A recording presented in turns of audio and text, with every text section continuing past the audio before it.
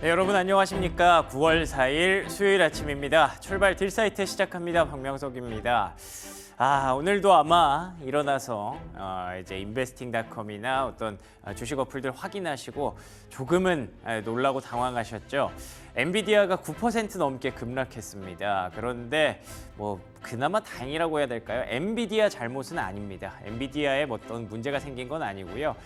시장 전체적으로 다시 한번 리세션 아래 공포가 드리웠기 때문인데요. 정말 9월 최악의 달이라고 하더니 9월 초반부터 시장을 굉장히 힘들게 우리들의 마음을 멍들게 하는 그런 시장이 만들어지고 있네요.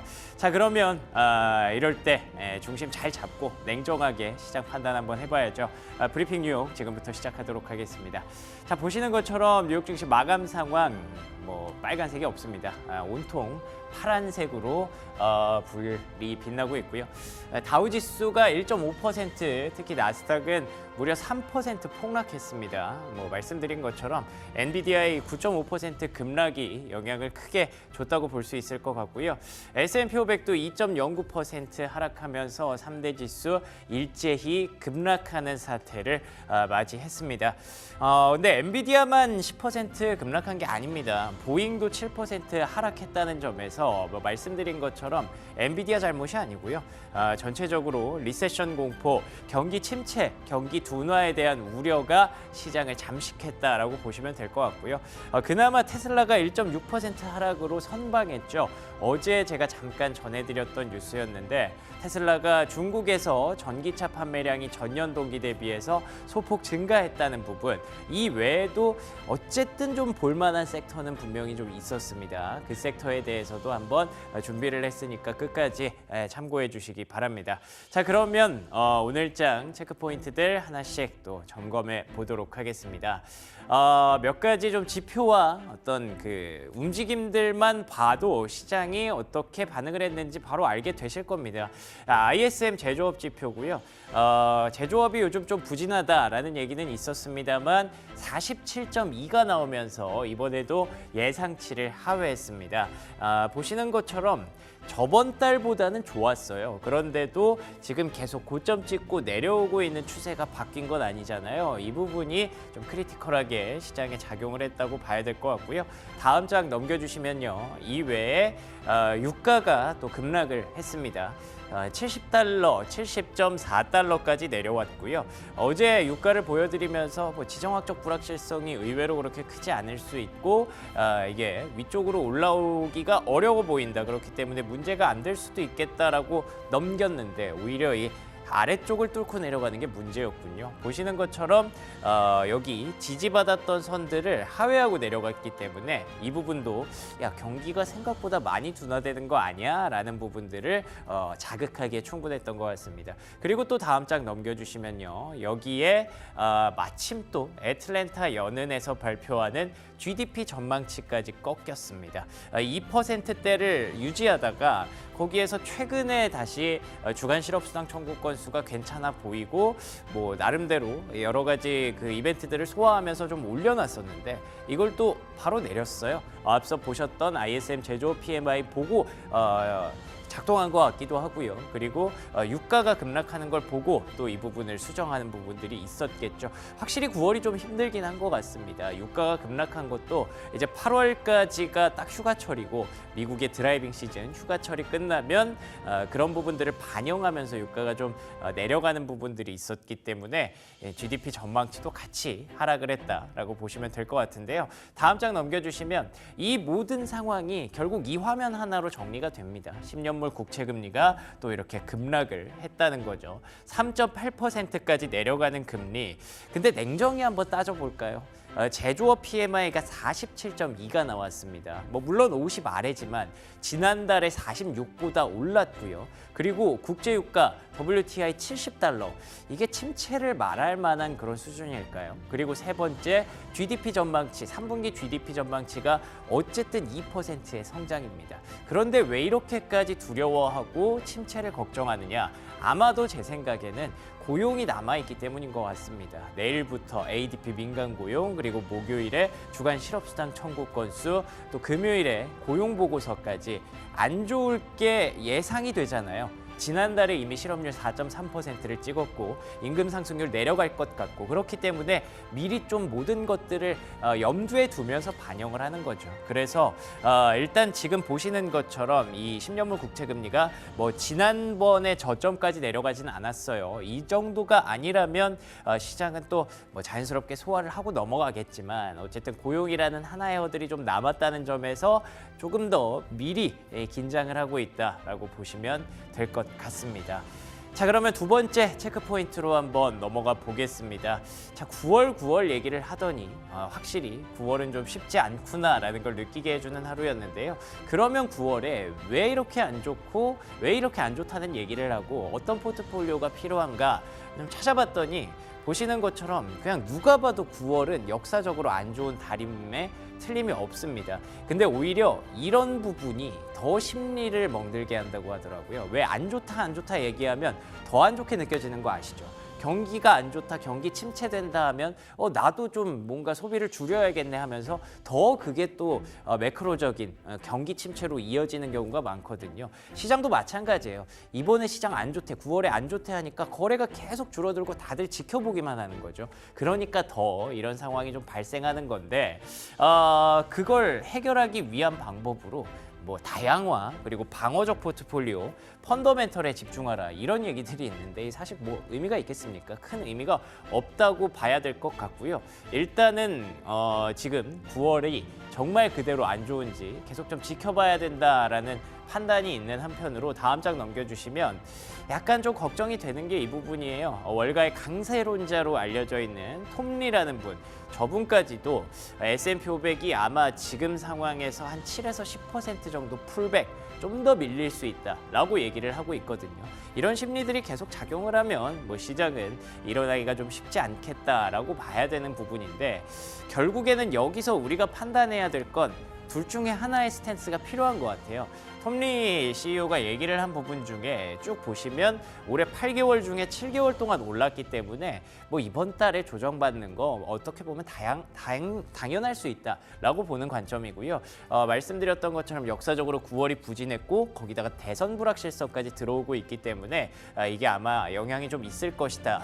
그리고 또 앞서 말씀드렸던 첫 번째 체크 포인트에서 말씀드렸던 고용 보고서가 지금 남아 있잖아요. 그렇기 때문에 변동성이 확대될 수 있다. 이 부분을 명확하게 좀 짚어주더라고요.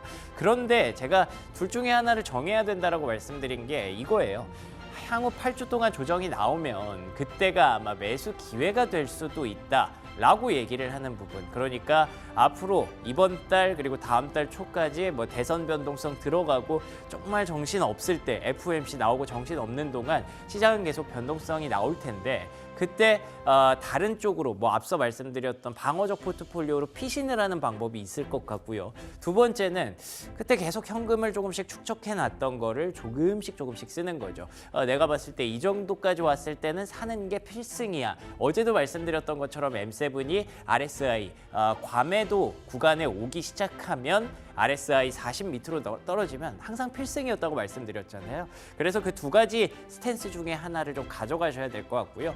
나는 뭐 가만히 있진 못하겠다 하시는 분들은 둘 다 섞어서 일단 지금은 조금은 주위에 불이 켜졌으니까 그 부분들을 염두에 두시고 접근하는 플레이가 필요할 것 같습니다. 9월은 확실히 녹록지는 않네요. 자, 그리고 마지막 체크 포인트 하나만 보죠. 그래서 우리가 희망을 걸고 있는 게 결국 또 이거 아니겠습니까? 금리 인하. 요런 그 담론들이 나오기 시작하면 보통은 이제 지금 당장 50bp 인하해야 됩니다 쪽으로 쏠리기 마련인데, 아직까지 시장은 뭐 크게 동요하진 않는 것 같더라고요. 이걸 보면서도 또 그게 느껴졌어요. 지금 와 막 큰일 났다, 큰 부채질해야 된다 뭐 이런 게 아니라, 그래 뭐 9월 그럴 줄 알았잖아. 그러니까 9월은 25bp 인하 가고, 그래도 지금 좀 불안한 건 사실이니까 11월에 50bp 인하하면 되겠다라는 쪽으로 형성이 되고 있는 것 같긴 한데, 이게 또 고용 보고서 발표되면 9월도 50bp 인하해라 이쪽으로 갈 수도 있겠죠. 그래서 다음 장 넘겨주시면요, 연준이 50bp를 인하할 시나리오에 대해서 UBS가 얘기를 했는데, 확실히 경기 둔화 신호가 좀 더 확실한 게 필요하다. 아까 제가 냉정하게 말씀드렸죠. 이거 제조업 PMI, 유가 그리고 GDP 성장률 놓고 보면 이거 경기 침체라고 볼 수 있나요? 그렇게 보긴 좀 어렵기 때문에 아마 50bp 하기는 쉽지는 않을 것이다. 그치만 이번 달에 비농업 부문 고용의 실업률이라든지 임금 급락이 나오게 된다면 그때부터 연준이 50bp를 아마 테이블 위에 올릴 건데 근데 아마 연준 안에서 또 매파, 뭐 비둘기파 이렇게 나뉘잖아요. 그렇기 때문에 쉽지는 않을 것이다라는 전망이 우세해서 아마 9월에는 25bp 인하를 할 것 같은데 모르겠습니다. 고용까지는 결국에는 좀 봐야 된다라는 조심스러운 입장이 이번 주 내내 좀 지속되지 않을까 싶고요. 그래도 뭐 50bp 하고 지켜봐도 나쁘지 않을 것 같은데 일단 이번 주까지는 조금 불 켜놓고 좀 주의하면서 지나가도록 하죠. 자, 그러면 특징주로 종목들로 한번 넘어가 볼게요. 핀비즈 테이블 먼저 보셔야 되는데 사실 볼 게 없어요. 뭐 전체적으로 다 빨간색이고요. 여기서 살아남은 섹터가 통신주, 그나마 헬스케어, 그리고 또 여기 필수 소비재 요 정도기 때문에 뭐 먹고 마시고 의식주 그런 데다가 헬스케어나 통신 뭐 이런 것들은 사실 헬스케어 빼고 통신 같은 거는 뭐 우리가 크게 매매하는 종목은 아니죠. 그렇기 때문에 더 보이는 건 반도체의 급락입니다. 엔비디아가 9.5% 급락했고요. AMD 7.8%. 어제 국내 증시 왜 이렇게 힘없이 흘러내리나 싶었는데 이에 대한 어떤 전조 현상이었나라는 생각이 좀 들더라고요. 그래서 다음 장 넘겨주시면요. 결국에는 반도체 어떻게 해야 될 것인가 이게 여러분들의 가장 큰 고민일 것 같은데 냉정하게 말하면 저도 지금 시점에서는 잘 모르겠습니다. 보시는 것처럼 엔비디아가 그나마 좀 끌어올려놨던 걸 다 다시 무너뜨려 버렸어요. 일단 이렇게 차트가 무너졌다는 게 가장 좀 뼈아픈 부분이라고 봐야 될 것 같고요. 지지권역을 확보하기 위해서 조금 더 조정이 나올 수도 있겠다라는 생각을 하고 있습니다. 지금 시장에서는 실적도 예상치를 상회했고 가이던스도 상향했기 때문에 뭐 나쁠 게 없다라고 보는 관점이지만 사실 여기서 반도체가 결국에는 사이클도 좀 타고 AI도 경기 침체 우려가 왔을 때 빅테크들의 캐펙스가 좀 줄어들 가능성, 역사적으로 항상 그래왔기 때문에 단기적으로는 좀 위축될 가능성을 배제할 수 없다는 점에서 엔비디아 주가가 좀 힘들어하는 것 같습니다. 그래서 브로드컴 실적 발표가 어떻게 나오느냐가 관건이 될 것 같은데 또 내일 나오거든요. 내일 아침 브로드컴이 과연 고용에 대한 두려움을 다 없애줄 수 있을지 계속 좀 고민이 되는 부분들이 많습니다. 아직까지는 좀 지켜봐도 나쁘지 않을 것 같고요. 자, 두 번째 특징주로 넘어가 보면요. 니오라는 종목 가져왔습니다. 앞서 테슬라가 이제 중국에서 판매량이 나쁘지 않았다라는 말씀드리면서 선방했다라고 말씀드렸는데 니오는 상승했어요. 일단 첫 번째 사실 여기서 더 빠지는 건 너무 악랄하죠. 그렇기 때문에 이 정도면 뭐 중국 경기가 좋아진 건 아니지만 그래도 나름대로 선방했다는 점에서 이쪽에 점수를 상대적으로 더 줬던 것 같고요. 국내에서도 2차 전지주가 나름대로 선방하고 있지 않습니까? 비슷한 맥락이라고 봐요. 2차 전지가 좋다, 중국의 전기차, 중국의 경기가 좋다 이런 건 아니고 더 빠질 데가 없는 곳이 이쪽이다라는 점에서 그나마 조금 선전을 했다고 보시면 될 것 같습니다. 자, 그리고 두 번째 마지막 특징주 이 종목도 마찬가지인데요. 유니티라는 종목입니다. 이것도 보시다시피 더 빠질 데가 없죠. 그게 첫 번째 포인트고 모건 스탠리에서는 그 부분을 얘기하더라고요. 유니티 그러니까 게임을 만드는 회사가 아니라 게임을 만들어지면 그 플랫폼을 제공하는 회사잖아요. 게임 엔진 제공해주고 그런 업체들은 가격 결정력이 있다는 게 중요하다고 합니다. 이렇게 경기 둔화되고 시장이 좀 안 좋다고 할 때 결국 필수 소비재 종목들 뭐 예를 들면 P&G라든지 뭐 맥도날드라든지 이런 종목들이 선전할 수 있는 건 가격을 오르락 내리락 할 수 있는 게 되게 자유롭기 때문이잖아요. 그 부분도 이 유니티가 갖고 있다는 점에서 뭐 금리 인하 수혜주일 뿐만 아니라 이쪽 섹터에서는 앞으로도 좀 플랫폼 쪽에서는 볼만한 종목들이 있는지 잘 한번 지켜보는 것도 9월, 10월의 관전 포인트가 되겠네요. 여기까지 브리핑 뉴욕이었고요. 저는 잠시 후에 프리미엄 미국 주식으로 돌아오겠습니다.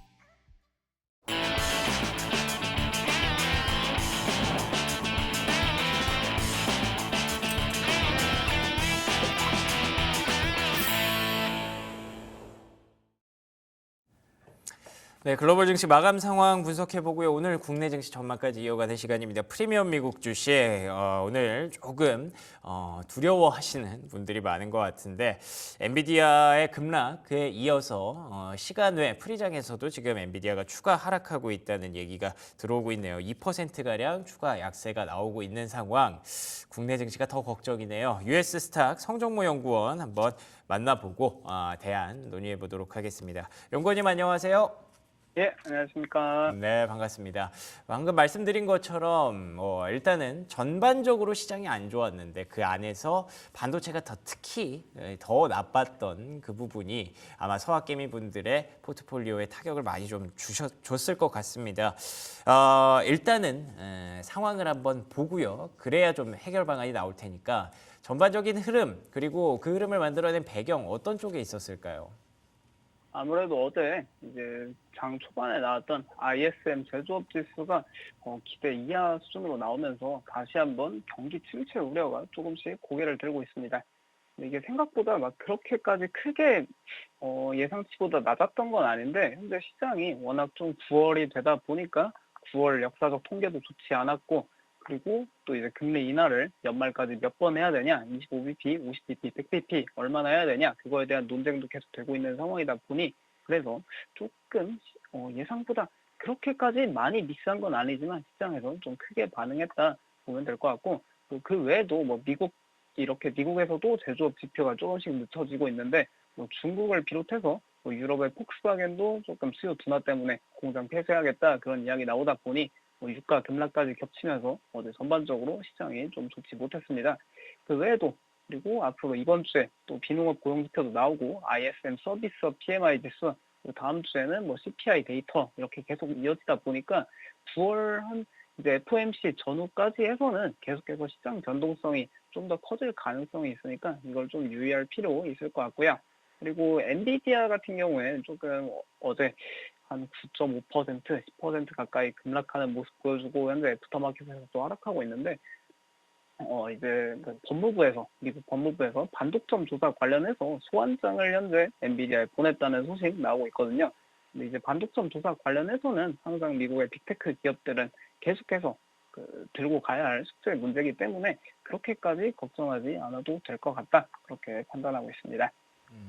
좋습니다. 제조업 PMI가 일단 다시 한번 예상치를 하회하면서 시장에 부진을 가져다 줬고요. 그런데다가 말씀하신 것처럼 9월이다 보니까 그 부분을 조금 더 예민하게 반영을 했던 것 같습니다. 이 외에도 여러 가지 뭐 변동성 요인이 좀 있다고 들었는데 대선 변동성도 우리가 이제 좀 생각을 해봐야 될 것 같아요. 어떻게 보십니까? 네, 아무래도 이제 뭐 대선이 다가오고 있다 보니까 대선 또 다가올수록 계속해서 이제 TV 토론도 정확한 일자가 이제 확정되진 않았지만 그래도 추석 이제 한국 시간으로는 추석경에 첫 번째 해리스 후보와 도널드 트럼프 후보의 이제 TV 대선 토론이 예정돼 있는 걸로 나타나고 있습니다. 거기서 이제 TV 대선 토론 결과에 따라 어떤 후보가 더 이제 좀 지지율이 상승하고 하락하고에 따라 그 후보가 내놓은 정책에 따른 이제 기업들, 주식시장 좀 변동성이 발생할 수 있으니까 그거에 대해서 충분히 유의할 필요가 있을 것 같고요. 하지만 이제 대선이 있는 해 그래도 역사적으로 9월에 시장이 좋지 못했다 이런 데이터 나오고 있는데 물론 9월에 대선이 있는 해에도 S&P 500 통계는 좋지 못했습니다. 하지만 그래도 대선이 있는 해는 다른 평범한 평년의 이제 9월, 10월 데이터보다는 그나마 조금 더 나았다. 그런 데이터도 있으니까 조금은 그래도 긍정적으로 받아들여보면 좋지 않을까 그렇게 생각하고요. 결국 변동성이 증가하더라도 뭐 9월, 10월, 11월 결국 변동성 계속해서 대선 다가올수록 증가하지만 선거가 끝남과 동시에 결국에 주식시장은 불확실성을 싫어하기 때문에 불확실성 해소와 함께 11월 선거 이후부터는 주식시장이 계속해서 랠리하는 모습 보여줬으니까 이런 것도 조금 기대해보면 좋겠다 이렇게 보고 있습니다. 근데 이제 9월 역사적으로 안 좋다 계속해서 이야기 나오고 있고 실제로 어제 9월 첫 번째 거래일도 조금 시장이 9월 첫날부터 상당히 안 좋은 모습 보여줬는데 좀 더 9월에 대해 구체적으로 날짜별 통계를 살펴보면 9월 7일 이후, 그러니까 9월 중순부터 9월 말까지가 미국 증시 1년 365일 중에 가장 최악의 성과로 나오고 있습니다. 공교롭게도 9월 18일이 이제 9월 FOMC 있는 날인데 아무래도 FOMC 내용에 따라 시장 변동성 조금 증가할 수 있으니까 이 점도 유의할 필요 있을 것 같고요. 아무래도 그리고 뱅크 오브 아메리카에서는 9월 FOMC 관련한 이야기를 먼저 이제 보고서를 내놓고 있는데 9월에 FOMC에서 매파적 태도를 유의할 필요가 있다. 현재 시장은 올해 100bp 연말까지 9월, 11월, 12월에서 100bp 금리 인하 시나리오를 현재 S&P 500 가격에 반영하고 있는데 만약 9월 FOMC, 3월, 6월, 9월, 12월에는 향후 경제 전망과 함께 FOMC에서 점도표 데이터를 공개하는데 만약 올해 25bp 또는 50bp 정도 인하만 시사한다면 시장에 상당한 매파적 서프라이즈로 부정적으로 작용할 가능성도 있다. 이런 거 염두에 둘 필요 있을 것 같습니다. 알겠습니다. FOMC 이후에 모르겠습니다. 시장이 어떻게 반영할지 지금 시점에서는 예측하기 어렵지만 그래도 금리 인하에 우리가 또 기대를 걸고 있으니까 일단 9월 상반기는 조금 어려울 가능성, 변동성이 지속될 가능성 염두에 두면서 일단 시나리오 가져가도록 해야 될 것 같은데요. 하도 다들 9월 얘기를 하니까 뭐 과연 10월, 11월, 12월에는 어떻게 될 것이냐 이 부분도 궁금하고요. 근데 9월이 안 좋다고 얘기를 해서 9월만 안 좋은가 하고 보면 8월도 안 좋았기 때문에 계속 안 좋아지는 건 아닐까 걱정하시는 분들도 있을 것 같은데 앞으로는 어떤 대응 전략이 필요할까요?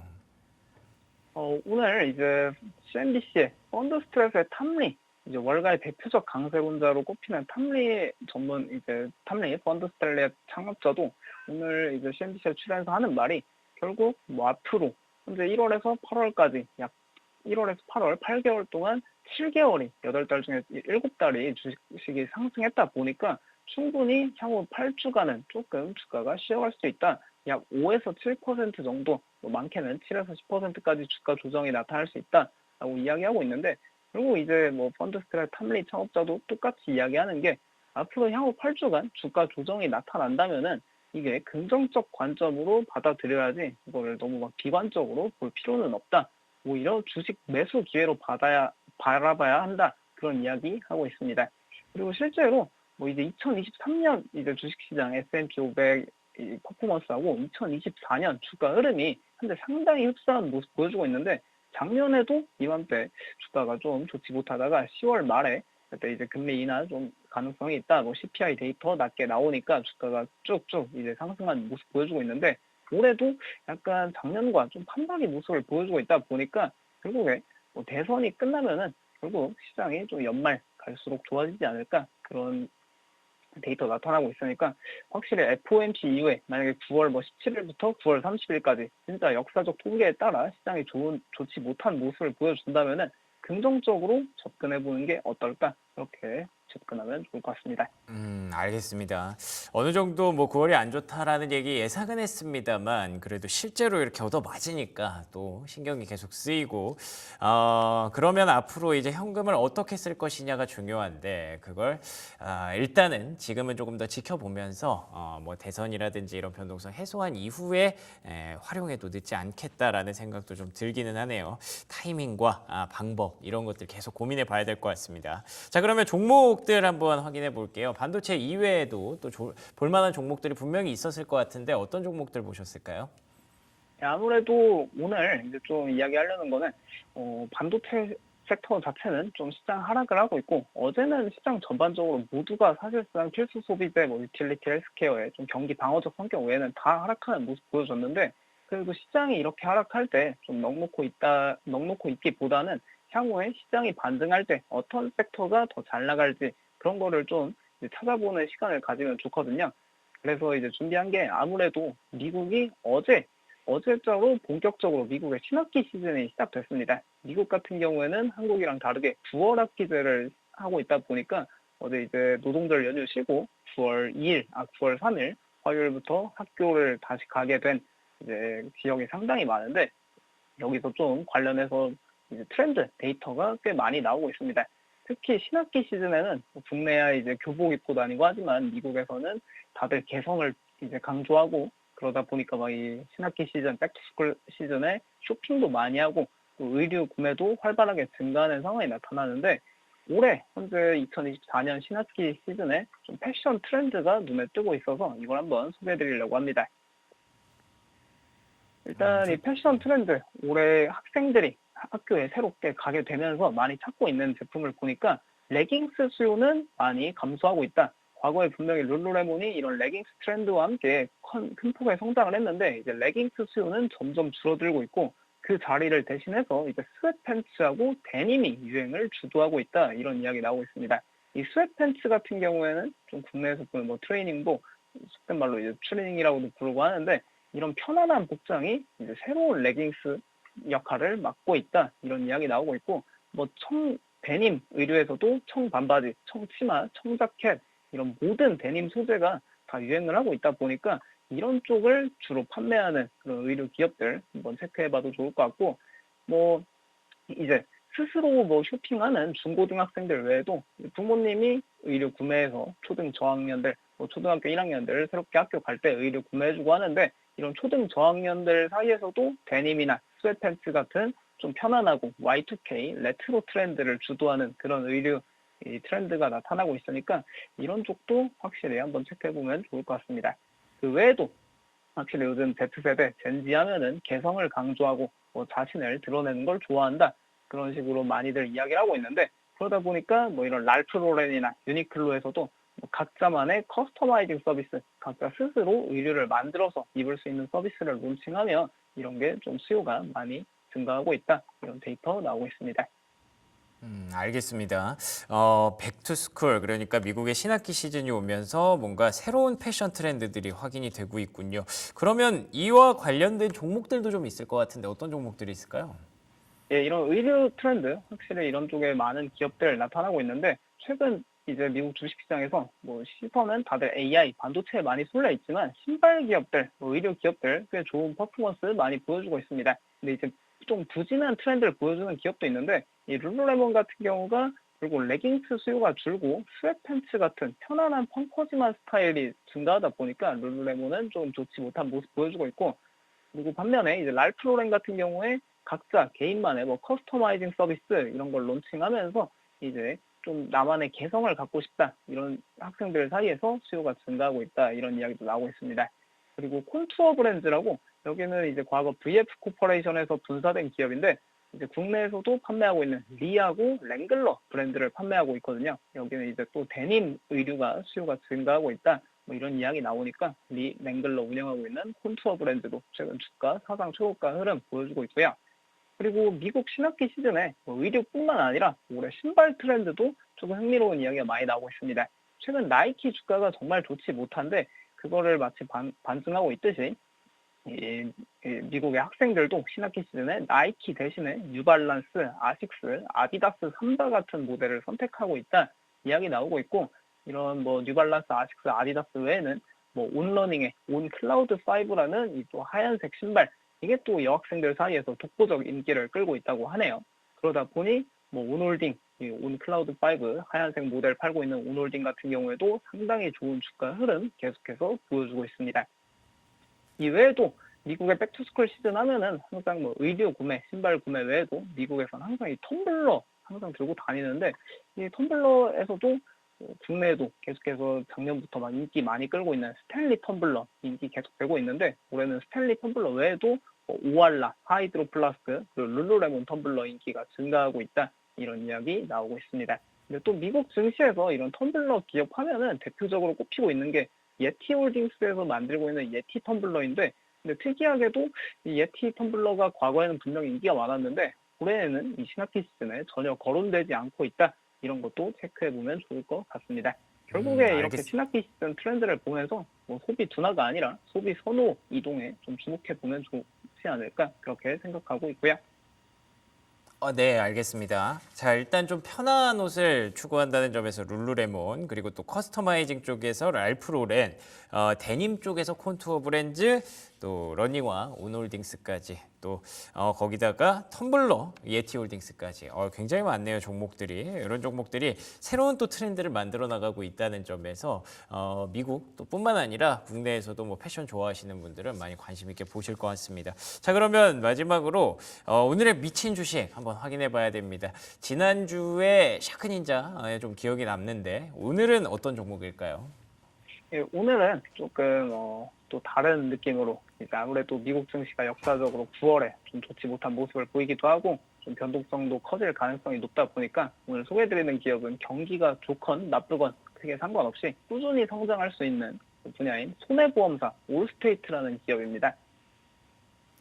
좋습니다. 올스테이트 어떤 종목인지 좀 더 소개가 필요할 것 같은데요. 이 올스테이트가 상당히 생소한 기업일 수 있는데 이 미국 내에서 손해보험사 점유율을 확인해보면 주택보험 시장에서는 이 비상장사인 스테이트팜에 이어 2위를 차지하면서 이 주택보험 시장에서는 사실상 상장사 중 가장 이제 큰 주택보험 기업이라 볼 수 있겠고 자동차 보험 시장에서도 이제 스테이트팜 그리고 프로그레시브, 버크셔 해서웨이에서 보유하고 있는 가이코 이제 제외하면 사실상 4위로 상당히 굴지의 손해보험사라는 것을 알 수 있습니다. 현재 손해보험 업황을 살펴보면 최근 몇 년간 이 자동차 보험료가 정말 가파르게 상승하고 있거든요. 지난달에 발표한 7월 CPI에서도 가장 가파른 상승률을 기록한 항목이 자동차 보험료로 이제 전년 동기 대비 18.6% 상승세가 확인됐고 지난달 대비해서도 계속해서 자동차 보험료 상승하고 있다 보니까 이 보험사 입장에서는 이렇게 자동차 보험료 인상을 통해 계속해서 수익이 증가하고 있는 상황이란 거 확인할 수 있겠고요. 그리고 올스테이트 같은 경우에는 주택보험에 좀 더 특화된 기업이다라고 볼 수 있는데 이 주택보험 시장이 최근에 기후변화 때문에 좀 많은 수혜를 얻고 있습니다. 최근에 기후변화 때문에 허리케인이랑 산불 같은 자연재해가 과거보다 더 빈번하게 발생하다 보니까 이제 주택도 많은 피해가 발생하고 자동차도 많은 피해가 더 과거보다 자주 발생하다 보니까 이렇게 보험료, 주택보험료 인상하고 그리고 반면에 보험 보장 범위는 또 축소하면서 보험 손해율을 낮춰가지고 보험사 수익이 많이 증가하고 있는 상황이고요.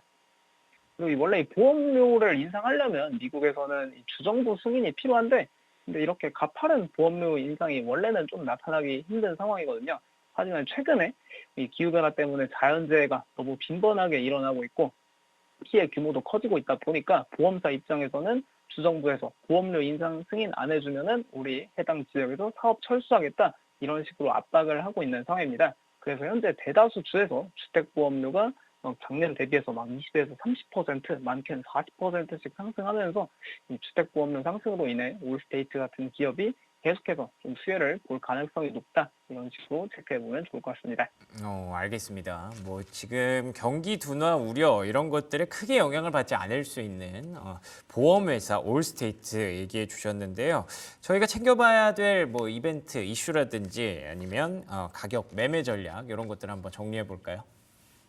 올스테이트 연간 매출, EPS 추정치 먼저 살펴보면 최근에 확실히 자동차 보험료랑 주택보험료 계속해서 인상되다 보니까 이렇게 매출 성장 가속화 나타나고 있는 상황이고요. 월과 투자 의견까지 종합해보면 매수 8곳, 비중확대 7곳, 중립 4곳, 비중 축소 1곳 해서 전반적으로 긍정적인 투자 의견들이 확인되고 있습니다. 월가의 올스테이트 목표 주가 평균도 200달러로 제시되고 있는 상황이라 최근엔 주가가 좀 꾸준히 상승하면서 현재가 대비 약 5%의 상승 여력밖에 남고 있지 않지만 그래도 계속해서 올스테이트 주택보험료 가격을 계속 올릴 것으로 전망되고 있다 보니까 목표 주가도 꾸준히 긍정적인 모습 보여주지 않을까 싶습니다. 그리고 주요 투자 포인트로는 최근 올스테이트가 캘리포니아주에서 11월부터 주택보험료가 3.4%도 아니고 34%나 인상하겠다는 계획이 승인된 것인데 아무래도 이 캘리포니아주 하면은 또 산불이 점점 자주 발생하는 지역이다 보니까 이렇게 가파른 보험료 인상이 나타난 건데 그리고 이렇게 보험료 인상을 통해 올스테이트는 매출 성장과 수익성 확보를 경기 둔화와 무관하게 계속해서 지속할 수 있다 이런 식으로 보면 될 것 같습니다. 좋습니다. 주택보험료가 한 번에 34%씩 인상되는 나라가 있군요.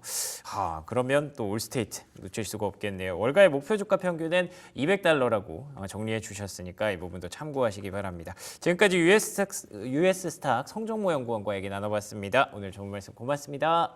예, 감사합니다. 네, 미국 증시 정리 쭉 해봤고요. 이제는 또 걱정되는 국내 증시 전망 한번 넘어가 봐야죠. 브리핑 서울 최인 앵커와 함께합니다. 네, 9월의 저주를 대변하는 걸까요? 간밤에 뉴욕 증시가 급락이었습니다. 8월에 ISM 제조업 지수가 나왔는데 다시 한번 경기 위축, 경기 침체에 대한 공포 속에 자리를 잡았습니다.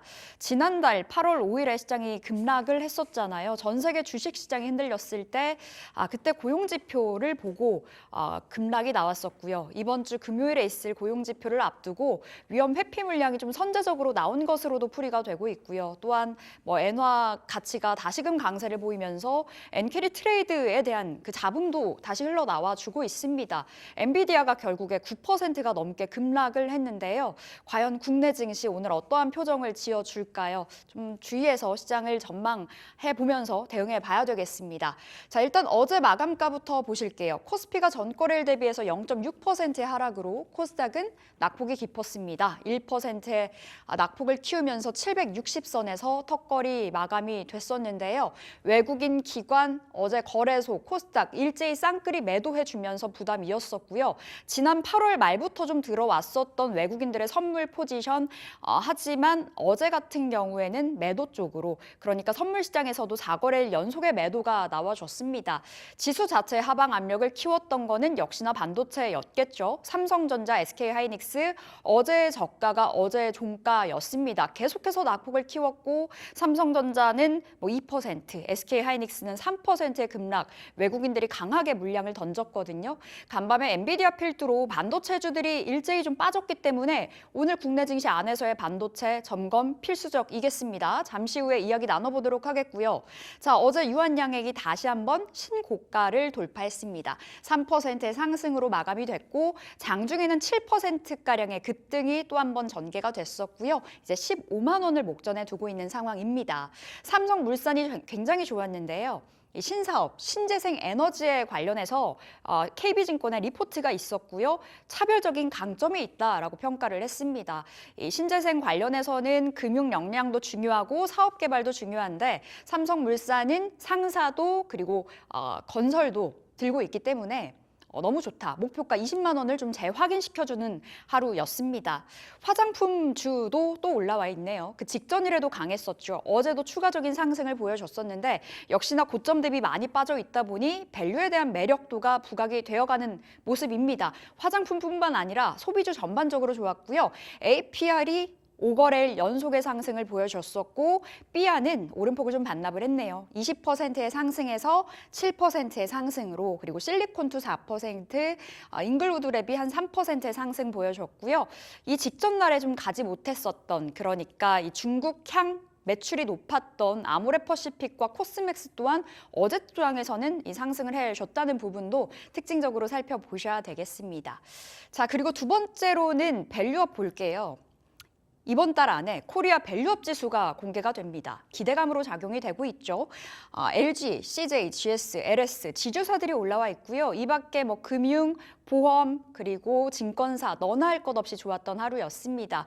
2차 전지 반도체 바이오 플러스 알파 밸류업으로 이 수급 논리로 의해서 좀 움직여주고 있죠. 밸류업 오늘도 추가적인 시세가 나와줄지 좀 관전 포인트로 잡아보도록 하겠고요.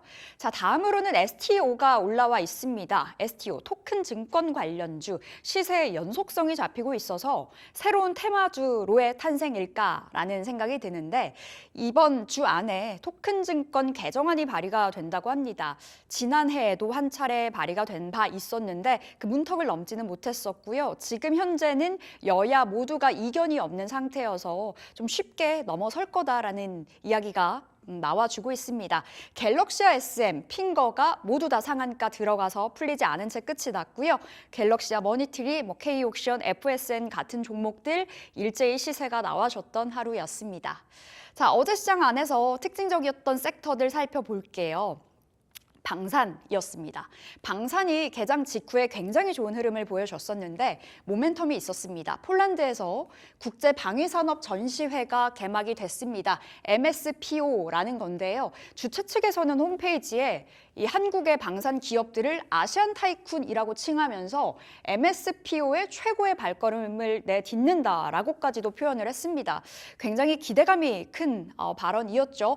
동유럽에서 본다면 최대 규모의 방산 전시회라고 하고요. 우리나라 기업 총 27개 기업이 참가를 했다고 합니다. 정말 중요하게 챙겨봐야 될 기업들을 정리를 해봤는데요. 현대로템, 한화오션, 한국항공우주가 자리하고 있고요. 현대로템은 K2 전차 보셔야 되겠죠. 지난 2022년에 폴란드와 K2 전차 1000대 공급 계약을 맺은 바 있었고요. 같은 해 1차 계약이 완료가 됐습니다. 180대였었고요. 이번에 기대감이 정말 큰 건 그 남은 2차 물량이 계약이 성사가 될 것인가인데요. 한 820대로 지금 계약이 유력한 상황이고요. 동유럽 현지에서의 생산 검토 중이라고 합니다. 한화오션 별표가 쳐져 있죠. 이 잠수함 사업 관련해서 기대감이 굉장히 큰데 지금 폴란드에서 노후화된 잠수함 3척을 교체를 해야 된다고 합니다. 이 프로젝트가 오르카 프로젝트인데요. 사업 규모로 따졌을 때는 22억 5천만 유로. 우리나라 돈으로 3조가 넘어가는 숫자입니다. 그렇다 보니 한화오션이 만약에 수주를 하게 된다. 엄청난 잭팟이 되겠죠. 좀 눈여겨보셔야 되겠고요. 한국항공우주 FA50 전투기까지 지금 그 수주에 대한 기대감을 가져가고 있습니다. 자, 현대로템 어제 이 방산주 내에서 굉장히 독보적으로 움직여줬었는데요. 리포트가 있어서 가져와 봤습니다. 현대차증권에서 나왔고요. 3분기 매출액과 영업이익 너무 좋을 것이다. 그리고 루마니아 쪽에서도 이 새로운 전차를 찾고 있는데 총 300대가 예정이 되면서 이제 이에 대한 수주에 대한 기대감을 가져가고 있고요. 현대차에서는 방산 업종 내에서 현대로템을 탑픽으로 목표 주가는 64,000원으로 잡았고요. KB증권에서도 마찬가지였습니다. 방산 내에서의 탑픽은 현대로템, 목표가는 65,000원으로 올렸습니다. 흥미로운 기사가 있어서 가져와 봤는데요. ESG 펀드도 방산을 삽니다라고 달려있죠.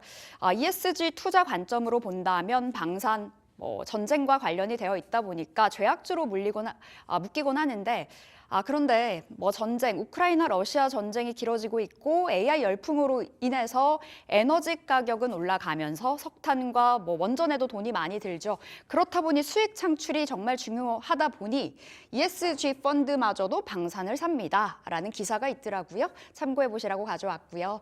자, 다음으로 보실게요. 다음은 로봇주, 갈 듯 말 듯 로봇주 타이틀 달려있죠. 줄줄이 모멘텀이 자리를 하고 있습니다. 일단은 이번 달 안에 삼성전자의 웨어러블 로봇 보핏이 출시가 될 예정이고요. 그리고 내년까지 봤을 때 휴머노이드 로봇 본격적으로 시장이 개화될 거다라는 그 기대감도 자리를 하고 있는데 하지만 주가가 8월부터 올라가긴 합니다만 그렇게 시원한 상승은 나오지 않고 있습니다. AI의 끝은 로봇이다 이렇게 또 말도 나오죠. 젠슨왕 CEO가 지난 3월에 GTC 2024에서 앞으로 움직이는 모든 게 로봇이 될 것이다 라고 말을 한 바 있었고요.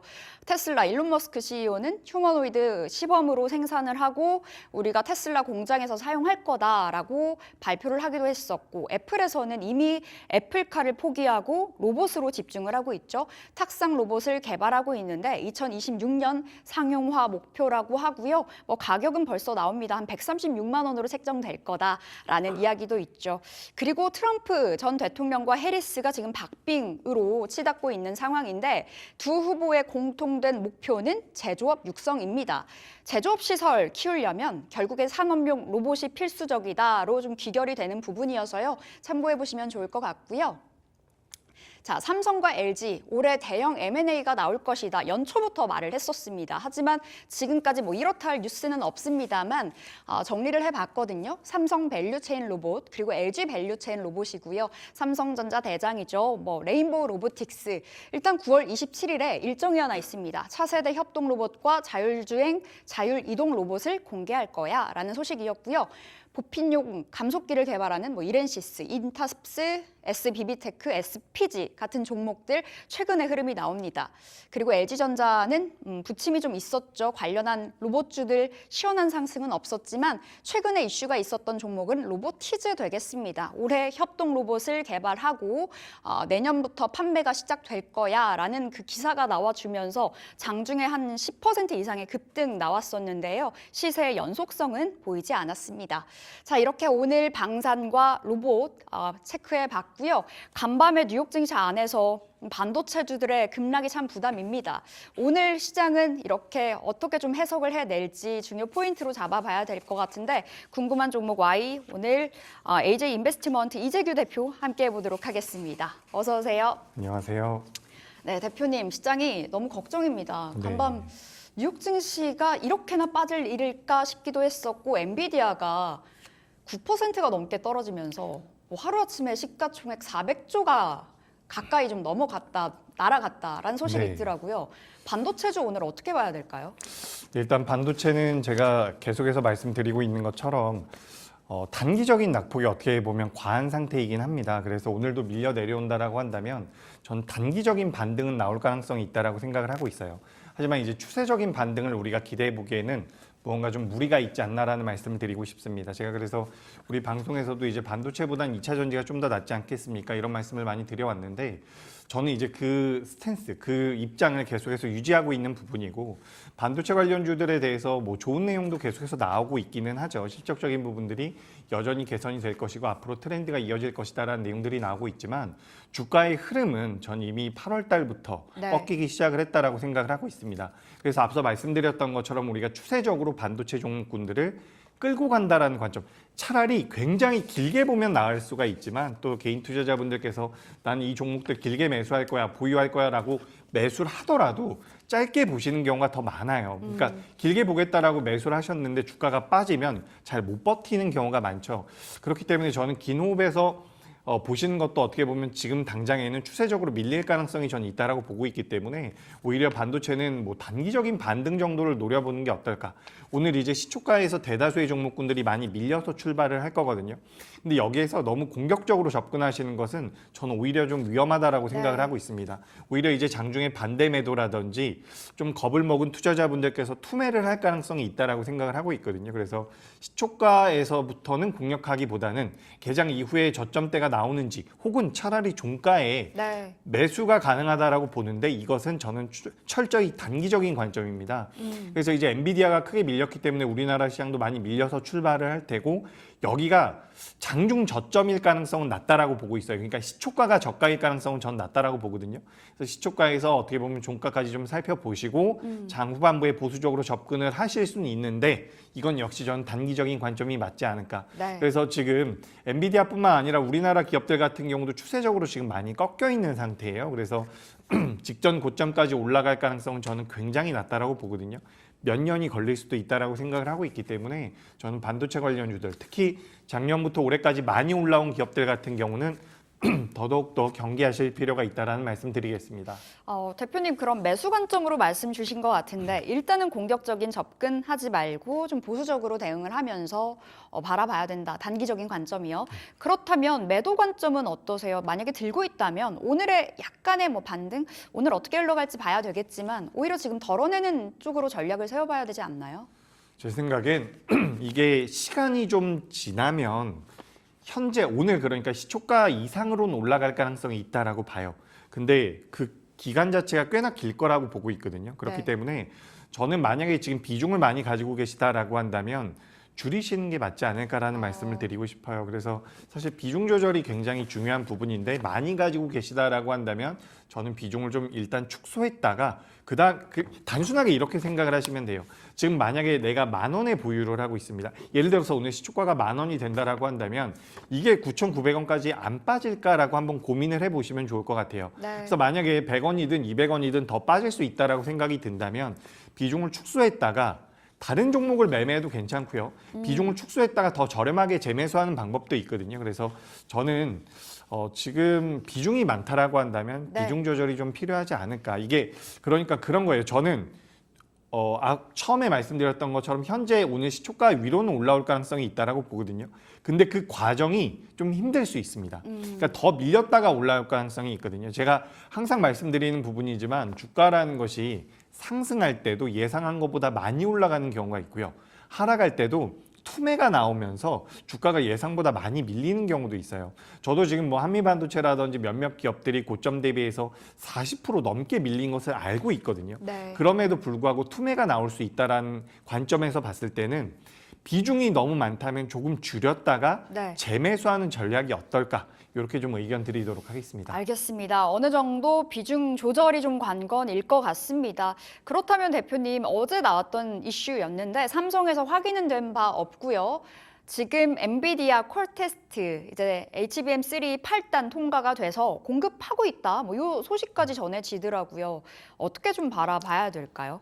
그죠. 이제 이 삼성전자와 관련되어 있는 내용들은 굉장히 오래전부터 퀄 테스트 통과했다. 네, 삼성 쪽에서 계속해서 아니다. 이야기를 하고 있었죠. 근데 오늘 같은 경우는 사실 실제로 통과가 돼서 납품을 하고 있다라고 삼성전자가 이야기해도 주가는 진짜요? 빠질 가능성이 높지 않을까 싶습니다. 아무래도 대표적인 기업인 엔비디아가 시가총액이 400조가 날아갔어요. 그래서 뭐 반독점법 위반에 관련되어 있는 내용들도 시장에서 좀 나오고 있고 여러 가지 이슈들이 있기 때문에 지금은 이제 삼성전자가 그런 내용을 내놨다라고 하더라도 단기적으로는 좀 어렵지 않을까.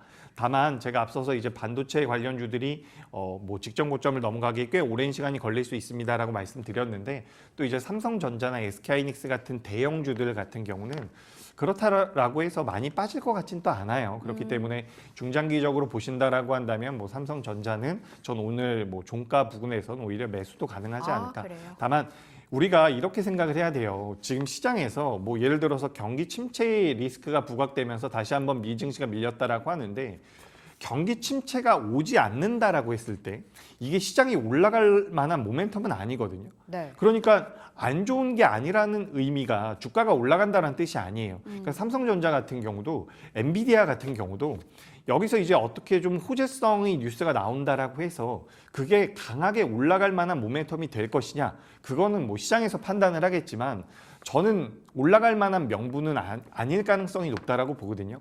왜냐하면 지금 엔비디아 같은 경우도 실적적인 부분에서 뭐 과거보다 둔화되긴 했지만 여전히 좋은 실적을 내놨지만 주가 흐름이 그렇게 탄력적으로 나오진 못하고 있어요. 게다가 새벽에도 많이 밀려 내려왔는데 그러니까 우리가 주식 투자를 할 때는 지금 우리가 알고 있는 내용들 네. 혹은 지난달에 알고 있었던 내용들에 대해서 다시 한번 부각되는 것은 큰 메리트가 없다라고 생각을 합니다. 무언가 다음 스텝을 봐야 된다라고 보고 있거든요. 근데 지금 우리나라 기업들 뭐 삼성전자뿐만 아니라 다음 스텝을 보기에는 글로벌 증시 자체가 저는 부담이 있다라고 생각을 네. 하고 있기 때문에 조금은 보수적인 관점이 맞지 않을까 의견 드리겠습니다. 콜 테스트 통과마저도 좀 마찬가지인 것 같아요. 원체 뭐 통과했다 안 했다 했다 안 했다 뭐 이런 루머가 계속 돌았다 보니 민감도 자체가 좀 많이 떨어져 있는 것도 맞는 것 같은 모양입니다. 일단은 반도체 이렇게 점검을 들어가 봤고요. 자, 두 번째 우리 오늘 방산을 좀 살펴보려고 하는데 어제 방산이 좋았습니다. 근데 다만 시초가의 탄력도가 유지가 되지는 못했던 것 같고요. 폴란드 관련해서 이제 수주 기대감이 다시 한번 무르익는 자리가 아닐까. 방산주 지금 어떻게 보세요? 방산주 같은 경우는 또 상대적으로 괜찮지 않을까라고 생각을 하고 있습니다. 그러니까 지금 시장에서 어제 장후반부에도 어떤 종목들이 좀 변동성을 보였냐면 물론 시간 외에서는 빠졌지만 어제 장후반부에 오랜만에 우크라이나 재건 관련주가 올라왔거든요. 네. 그리고 이제 방산주들 같은 경우도 뭐 현대로템이라든지 장후반부에는 좀 밀리긴 했지만 견고한 모습이 나왔는데 지금 시장의 흐름이 어떻게 보면 지수와 반대로 갈 수 있는 해지 성향을 가지고 있는 종목군들로 조금씩 옮겨가고 있다라고 저는 생각이 들어요. 그렇다라고 한다면 지수가 밀릴 때 상대적으로 견고할 수 있는 종목군들을 공략할 필요가 있다라고 보고 있는데 저는 방산주들 같은 경우는 괜찮지 않나라고 생각을 하고 있습니다. 실제로 이제 수출에 대한 모멘텀들도 받아갈 가능성이 높고요. 실제로 이제 각 국가별마다 GDP 대비해서 2% 이상 국방비를 예산 책정을 하고 있는 국가들이 계속해서 늘어나고 있다라고 이야기가 되고 있어요. 게다가 이제 우리나라 기업들 같은 경우도 뭐 과거에는 내수주의 성격이 굉장히 강했었거든요. 그래서 빅텍이라든지 스페코 같은 작은 기업들만 뭐 테마성으로 많이 변동성을 보였었는데 네. 이제 수출을 많이 하기 시작을 했죠. 그래서 그런 부분들이 모멘텀으로 작용을 한다라고 한다면 뭐 방산주들 같은 경우는 저는 추가 상승의 여력이 있다라는 말씀 드려보도록 하겠습니다. 방산 괜찮게 보시네요. 방산 안에서 어제 그래도 가장 크게 움직였던 건 현대로템. 목표 주가 상향 리포트가 두 군데나 있었기 때문에 더 힘을 받지 않았을까 싶은데 현대로템 지금 자리 어떻게 평가하세요? 현대로템 저도 굉장히 긍정적으로 보고 있습니다. 저도 이제 얼마 전까지 현대로템이 가장 좋은 탑픽이 될 그래요? 것이다라는 말씀을 많이 드려왔는데 아무래도 현대로템 같은 경우는 다른 방산주들의 주가가 올라왔을 때 현대로템은 이제 철도사업부와 방산사업부의 매출이 비슷해요. 그렇기 때문에 어떻게 보면 온전히 순수한 방산업체로서는 평가를 덜 받았었던 부분이 있는데 지금 이제 방산 쪽에서의 메리트도 다시 한번 부각이 되고 있는데 철도 쪽에서도 엄청나게 수주 네. 물량이 들어오고 있거든요. 그래서 지금 화면에 보시면 목표가가 64,000원 뭐 이렇게 레포트가 나왔다라고 하는데 64,000원까지는 아니라고 하더라도 6만 원대까지는 그래도 우리가 좀 노려볼 수 있지 않을까. 그리고 그동안 우리가 대장주라고 이야기를 했었던 한화 에어로스페이스가 지금 거래 정지가 되어 있잖아요. 네. 그렇기 때문에 또 어떻게 보면 현대 로템 쪽으로도 자금이 더 들어올 수가 있기 때문에 전 현대 로템 같은 경우도 긍정적인 의견 드려보도록 하겠습니다. 현대로템 한 상단은 6만 원까지 열어놓고 바라보자 말씀 주셨고 원래 기존의 대표님의 탑픽이 현대로템이었었다면 지금은 좀 바뀌었나요? 일단 현대 로템이 많이 올라오기도 했고 최근에 이제 방송에서도 많이 언급이 되고 있는 것 같아가지고 네. 전 또 이제 새로운 종목 하나 준비를 해봤는데 한국항공우주입니다. 한국항공우주. 그렇죠. 이제 다른 방산주들에 비해서 정말 못 올라왔어요. 그러니까 올해 하나 에어로스페이스라든지 작년에는 또 한화 시스템 같은 경우도 많이 올라왔는데 한국항공우주 같은 경우는 주가가 많이 못 올라왔거든요. 근데 이 기업 같은 경우도 어떻게 보면 우리나라에서 유일하게 항공기 쪽에 대한 모멘텀을 가지고 있는 기업이다라고 보시면 좋을 것 같고요. 뭐 9월 달에 이제 이번 달이죠. 말레이시아에서 국방장관이 내한을 한다고 합니다. 국방장관인지는 명확하지가 않아요. 근데 네. 말레이시아에서 내한을 하게 되는데 말레이시아의 국가에서 그 전투기에 대한 교체를 계속해서 진행을 하고 있다라고 해요. 그래서 그에 따른 모멘텀들을 받아갈 가능성이 굉장히 높고 지금 이제 폴란드에서 전시회 박람회가 진행이 되고 있는데 거기에서도 이제 한국항공우주 같은 경우는 폴란드에 이어서 뭐 슬로바키아라든지 다른 나라 쪽에 대한 수출 모멘텀까지도 붙을 가능성이 높다라고 이야기가 되고 있으니까 주가가 많이 못 올라왔기 때문에도 메리트가 있고요. 지금 수주잔고도 20조가 넘는 것으로 알고 있어요. 네. 그래서 수주잔고와 비교해봤을 때 시가총액에서도 메리트가 좀 있지 않을까, 주가 상승의 여력이 있지 않을까라고 생각이 돼서 저는 한국항공우주 관심 있게 보시는 게 어떨까 의견 드리겠습니다. 네, 다른 방산 대비 좀 저평가되어 있다. 그렇죠. 이 관점으로 많이 말씀 못 주셨는데 예, 목표가는 어디로 보세요? 오늘 많이 밀렸으면 좋겠는데 밀리면 안 되죠? 오히려 근데 시초가가 밀려서 좀 밀려가지고 저렴하게 공략을 해보시면 네. 목표가는 63,000원 그리고 손절가는 제가 48,000원을 준비를 했는데 48,000원 그대로 하도록 하겠습니다. 48,000원이면 굉장히 좀 뭐 8월 5일에 급락 나왔을 때 네, 자리를 그 자리입니다. 주셨네요. 저 자리 이탈하면은 그래도 좀 대응이 필요하지 않을까라고 생각이 돼서 손절가 48,000원 의견 드리겠습니다. 알겠습니다. 탑픽 한국항공우주였고요. 63,000원 목표가, 손절가 48,000원 잡아보겠습니다. 자, 여기서 보내드릴게요. AJ 인베스트먼트 이재규 대표 함께했습니다. 말씀 고맙습니다.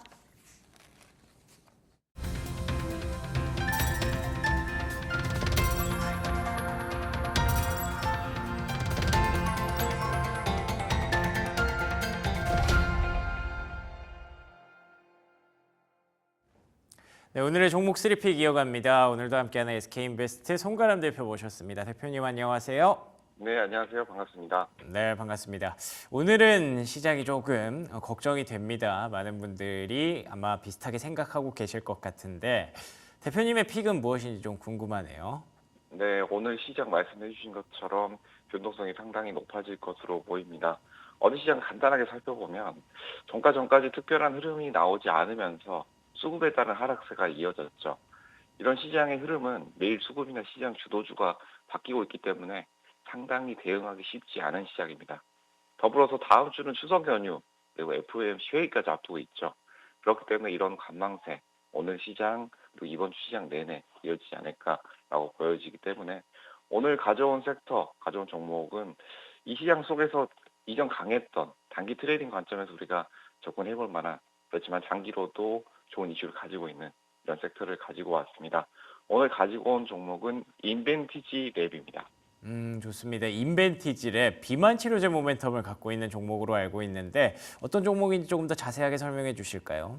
네, 비만 치료제 모멘텀을 가지고 있는 회사고요. 이 회사 같은 경우에는 펩타이드 성분의 비만 치료제 그리고 약물 경구제를 개발을 하고 있고 그리고 또한 유한양행과 비만 당뇨 치료 장기 지속형 주사제에 대한 공동 개발 계약도 체결하고 있는 회사입니다. 그렇기 때문에 기술력은 상당한 회사다라고 보시면 될 것으로 보고요.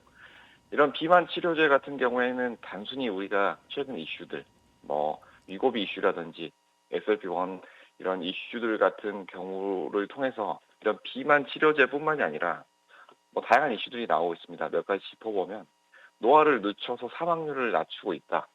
비만 치료제 위고비가 코로나 사망률을 낮춰주고 있다. 있다라는 연구 결과가 나왔고 그 외에도 뭐 장기 복용을 했을 때 당뇨병 발병의 확률을 상당히 낮춰주고 있다. 성인의 2형 당뇨병 발병 확률까지 낮춰주고 있다라는 것들이 보고가 되고 있기 때문에 현재 이런 비만 치료제들이 당뇨병 위험, 그 외에도 다양한 질병에 대한 위험을 줄여주고 있다라는 점에서 중장기적인 관점에서도 우리가 체크를 해볼 필요가 있다라는 점 볼 수가 있겠고 이 당뇨병 전 단계에서 비만, 과체중뿐만이 아니라 여기에서 우리가 노화 속도 그리고 최근에 다시 한번 이슈가 되고 있는 코로나 부분에 대한 부분 함께 체크를 해본다면 단기로도 우리가 충분히 추가적인 이슈가 나올 것이다 라는 부분 그리고 중장기적으로도 이런 질병에 대한 예방 부분 사망률 감소에 대한 부분 함께 체크를 해본다면 충분히 단기, 중기 모두 우리가 지금 접근해 볼 만한 위치에 있다라는 점 함께 말씀을 드리겠습니다.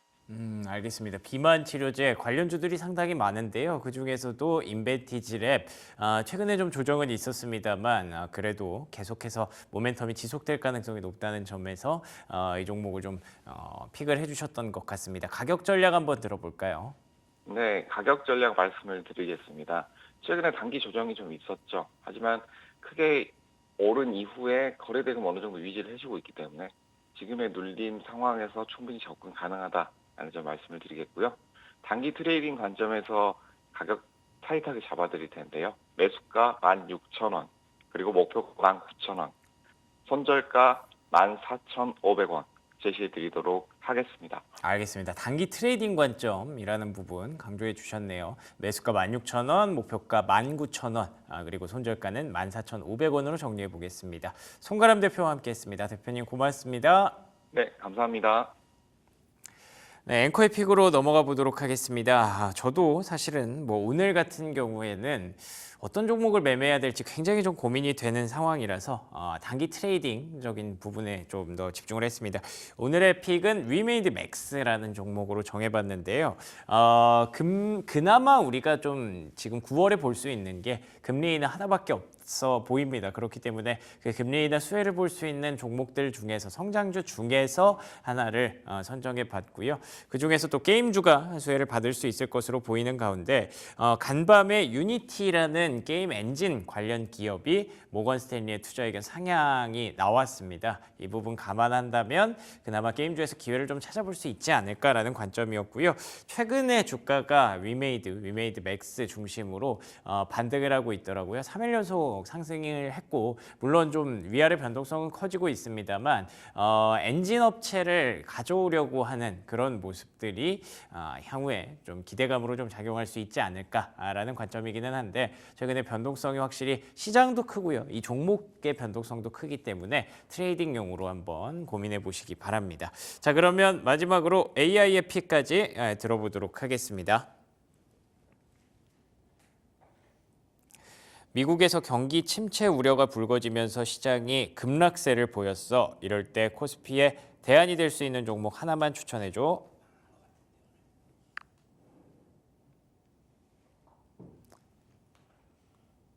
미국 경기 침체 우려로 시장이 급락세를 보일 때 코스피에서 대안이 될 수 있는 종목으로 삼성 바이오로직스를 추천합니다. 이 종목은 글로벌 제약 및 바이오 산업에서 꾸준한 성장을 보이고 있으며 경기 침체 상황에서도 헬스케어와 바이오 관련 종목들은 상대적으로 안정적인 수익을 유지할 가능성이 큽니다.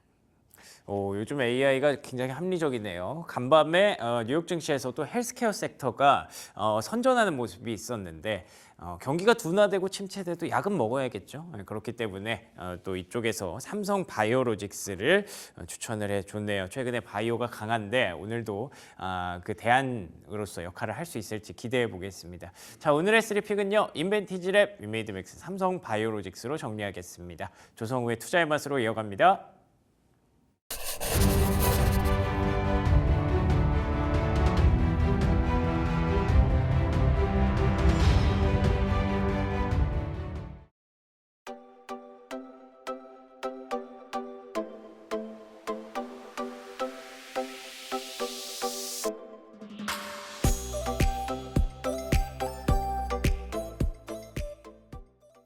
네, 조성우의 투자의 맛으로 함께하겠습니다. SK증권 영업부 PIB센터 조성우 부장 나오셨습니다. 어서 오세요. 네, 안녕하세요. 네, 부장님 오늘 기분이 안 좋습니다. 네. 간밤에 뉴욕 증시가 급락이 나와서 네. 이를 어쩌나 뭐 이런 생각이 드는데 일단은 우리 오늘장 전략 전에 일단 전일장 복귀부터 들어가 네. 보겠습니다. 전일 우리 증시도 또 한 번 쉬어가는 모습이었죠. 반도체가 다시 한번 급락이 나왔었고요. 어떻게 보셨어요? 그러니까 어제 사실은 오전장만 해도 뭐 비교적 뭐 낙폭은 제한되는 모습이었는데, 근데 오후장 들어서 좀 낙폭이 확대되는 모습이 좀 나타났죠. 그러니까 좀 오후장으로 가면 갈수록 조금 짜증스러운 그런 시장이 전개됐는데, 이게 또 간밤에 있었던 뉴욕 증시를 또 일부 좀 선반영한 게 아닌가라는 좀 뭐 느낌이 좀 드네요. 일단 어제 뭐 반도체의 조정이 좀 지속이 됐고, 2차 전지가 사실 뭐 전일에 워낙에 급등했기 때문에 뭐 2차 전지 조정받는 건 그럴 수 있다 치고, 자, 바이오가 사실은 어제 좀 2차 전지나 반도체 쉴 때는 좀 힘을 내줬어야 되는데, 바이오 역시도 좀 혼조세를 보이는 그런 양상이죠. 어제 좀 수급을 보더라도 이제 시장의 특징이 고스란히 반영이 되는데, 외국인이 좀 반도체나 자동차 중심으로 좀 매도에 나서면서 지수에 좀 하방 압력을 좀 키워줬고요. 이제 반면에 이제 유통, 그러니까 소비주죠. 소비주나 이제 금융주 쪽, 밸류업이라고 볼 수 있죠. 이쪽은 좀 매수해 주다 보니까 어제 시장에서는 역시 이제 밸류업이나 뭐 K뷰티, 뭐 소비 쪽, 네. 뭐 이런 쪽이 이제 좀 좋은 모습을 보였고, 뭐 테마군으로는 뭐 증권형 토큰 뭐 이 얘기가 나오는데, 이게 워낙에 좀 가십거리 테마라서 뭐 별도로 좀 뭐 다루진 않을 생각이고요. 어제 이제 자동차나 뭐 AI 소프트웨어 뭐 로봇 등 또 이제 테마군들 뭐 이제 이런 쪽이 좀 하락하는 그런 모습이었는데, 그러니까 전체적으로 사실은 그 월요일에 뉴욕 증시가 좀 휴장이었어요. 그래서 그 휴장을 전후로 사실은 우리 시장이 좀 이제 대내 모멘텀이나 대내 수급적인 이슈 이런 쪽에 조금 반응할 줄 알았는데, 오히려 이게 좀 관망 심리로 좀 작용한 게 아닌가라고 좀 보고 있고, 또 그런 관망 심리의 결과가 어제 좀 뉴욕 증시에 좀 이제 급락으로 이어졌기 때문에 뭐 오늘장도 좀 무겁게 갈 수밖에 없지 않나, 이렇게 좀 정리해 보겠습니다. 오늘 아무래도 시장이 한 차례 좀 얻어맞고 시작을 할 것 네. 같고 녹록치는 않을 듯합니다. 이에 걸맞는 전략 세워봐야 될 것 같은데 일단 시세의 연속적인 부분에서 좀 전략을 세워볼 네. 수 있을까요? 어제 소비주가 네. 모처럼 반등을 보여줬고 뭐 네. 신세계, 이마트 같은 유통주, 네. 화장품이 어제까지 또 이번 주 들어와서 네. 한 2거래일 연속 달려주더라고요. 그렇죠. 이쪽에서 힌트 받아갈 수 있을까요? 일단 뭐 KBT를 비롯해서 뭐 유통주 다 이제 소비 카테고리, 물론 이제 그동안 상반기에 움직이는 좀 간판은 좀 달랐어요. 뭐 K뷰티야 원체 좀 독자적인 핫한 테마로 좀 움직였었고, 다른 어떤 유통주 쪽의 이런 소비주 쪽은 사실 상반기에 철저하게 좀 소외되는 모습이었는데, 근데 이제 최근에는 이게 좀 동조화돼서 좀 같이 움직이는 모습이 일단 감지가 돼요. 여기서 한번 힌트 찾아볼게요. 자, 일단은 먼저 K뷰티로 가보시죠. 실리콘투, 뭐 하여튼 뭐 화장품주 중에서 이제 옥석 고르기 하자, 또 네. 실적이 그나마 또 가장 좀 눈에 띄게 좋은 대표적인 두 종목이 이제 실리콘투하고 코스메카 코리아란 말이죠. 근데 실리콘투 같은 경우가 이제 최근 이틀 동안 이제 10% 이제 상승을 하면서 일단은 좀 추세선 위로 다시 좀 고개를 이제 빼꼼 이렇게 이제 들이밀었죠. 그리고 밑에는 이제 코스메카 코리아인데, 이 녀석은 추세가 조금 더 좋습니다. 최근 이틀 동안 한 7% 올랐는데, 어쨌건 이제 K뷰티에서 옥석 고르기를 하자라고 하면서 대표적으로 거론되는 두 종목이 최근에 이제 좀 다시금 추세를 살리는 모습이에요. 자, 이렇다 보면 또 K뷰티가 막 될 것 같잖아요. 그런데 자, 옥석 고르기의 이제 어려움이 뭐냐면, 네. 그런데 이제 그 다음에 보시게 되면 요건 또 이제 상반기에 같이 좀 거론됐었던 아이패밀리 SC 있잖아요. 계속 눕죠. 아이패밀리 SC 같은 경우는 최근 이틀 동안 오른 게 없어요. 그리고 이제 그 아래에 있는 종목이 CNC 인터내셔널인데, 그러니까 추세상으로는 좀 돌리는 모습이기는 한데 윗꼬리가 많이 달리고, 이틀 동안 그래도 한 4% 정도 반등을 하긴 했습니다만은, KBT 쪽도 일단은 이제 일부 종목에 한해서만 좀 차별화가 좀 진행이 되는 그런 모습이라고 좀 볼 수 있는데, 오히려 좀 제가 좀 눈여겨보는 쪽은 바로 이제 유통 쪽입니다. 유통 쪽. 자, 이제 세 종목을 겹쳐놨는데요. 자, 맨 위에 종목은 이제 이마트예요. 이마트가 뭐 어제 이제 2.8% 상승을 했는데, 물론 최근에 그렇다고 이제 시대 연속성이 있는 건 아닙니다만, 추세적으로 보게 되면 계속 지금 정배열을 만들어가는 그런 과정이거든요. 그러니까 바닥에서 야금야금 올라오고 있다라는 게 요즘 시장에서 이제 눈에 띄는 모습이고요.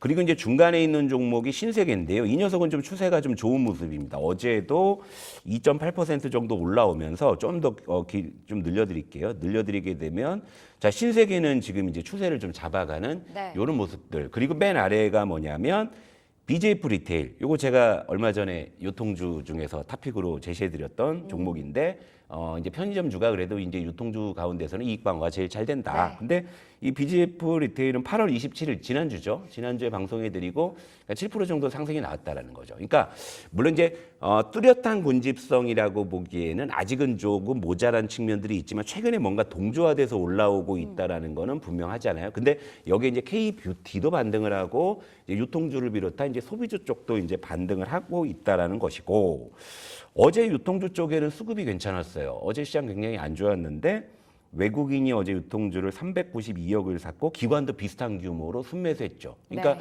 어제 시장 불확실성이 큰 상황에서 특정 섹터의 외국인 기관의 동반 순매수가 유입이 됐다는 건 의미가 있는데, 그런데 간밤에 좀 뉴욕 증시를 보게 되니까 역시 좀 이런 포석이었겠구나. 아무래도 이제 이쪽이 좀 경기 방어주적인 그런 기능을 하는 그런 섹터지 않습니까? 여기에다가 그동안에 이제 장기적으로 소외됐기 때문에 가격 메리트가 있다. 그러니까 이런 식으로 좀 정리를 해볼 수가 있을 것 같아요. 네. 확실히 지난번에 이제 도시락 이야기하면서 우리 네. BJF 리테일 봤었는데 네. 지난주였었네요. 네. 벌써 7%가 넘게 올랐고 지수 자체와 비교를 했을 때 지수 대비 훨씬 더 아웃퍼폼 네. 해주는 그 성과를 보여주고 있는데, 그럼 유통주 내에서 그리고 화장품주 내에서 어디를 좀 봐야 될지도 궁금한데, 사실상 소비주로 묶이지만 네. 상반기의 흐름은 정말 정반대였었잖아요. 네. 어디를 더 눈여겨보세요? 그러니까 저는 사실은 이제 제가 눈여겨보는 쪽은 이미 대충 아실 거예요. 아무래도 가격 메리트 있는 순환 네. 쪽인데, 아무래도 여러분들의 관심은 K뷰티 쪽일 것 같습니다. 왜냐하면 이제 이쪽이 원체 여러분들의 관심을 많이 받았기 때문에. 그래서 하나씩 좀 점검해 볼게요. 자, 실리콘투가 어쨌건 뭐 K뷰티의 뭐 옥석 고르기 논리인지는 모르겠습니다만은 이제 좀 좋은 모습을 좀 보이고는 있어요. 그런데 자, 이게 이제 물론 이제 21선을 돌려 세우면서 이제 추세를 이제 다시금 이제 회복하는 구간이긴 한데, 오늘 또 테스트에 들어가겠네요. 오늘 좀 시장 변동성에도 굴하지 않고서 올라갈 수 있느냐. 그렇다면 이제 조금 더 상승이 이어질 가능성이 있습니다만, 그러니까 이게 확인되기 전까지는 좀 단기 낙폭 과대에 따른 일단 기술적 반등의 선상에서 좀 일단 놓고 보는 게 좀 좋을 것 같아요. 여전히 그동안 많이 올랐기 때문에 여전히 이건 매운맛이고요. 특히 KBT 쪽은 변동성도 크고요. 아까 보여드린 대로 종목별로 온도차가 굉장히 크잖아요. 그러니까 결국에 KBT에서 살 거라고는 뭐 그냥 실리콘투 아니면 코스메카 코리아인데, 네. 그러니까 이 녀석이 앞으로 쭉쭉 뻗어갈 거냐 이런 논리죠. 그런데 상반기에 이렇게 핫했던 섹터나 종목 중에서 현재 기준으로 봤을 때는 정고점을 뚫고 가는 게 하나도 없다는 걸 보면 일단은 뭐 그렇게 기대 수익을 높게 가져가기는 쉽지 않아 보인다라는 관점이고요. 반면에 이제 유통주 쪽은 오히려 저는 조금 더 기회들이 많다라고 보는데요.